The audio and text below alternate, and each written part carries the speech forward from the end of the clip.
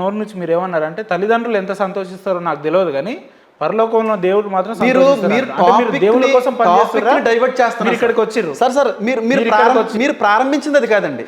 మీరు ప్రారంభించింది అది కాదు. ఒక వ్యక్తి మారితే మనుషులు తల్లిదండ్రులు ఎంత సంతోషిస్తారో అంతకు మించిన సంతోషం పరలోకంలో ఉంటుంది అంటున్నాను నేను. అంటే ఇప్పుడు బతుకున్నప్పుడు సంతోషిస్తే ఏం లేదు కానీ చచ్చిపోయిన తర్వాత ఎప్పుడో సంతోషిస్తారు దాని గురించి మాట్లాడతారు. తల్లిదండ్రుల్ని సంతోషింపజేసే బాధ్యత మనదే సార్.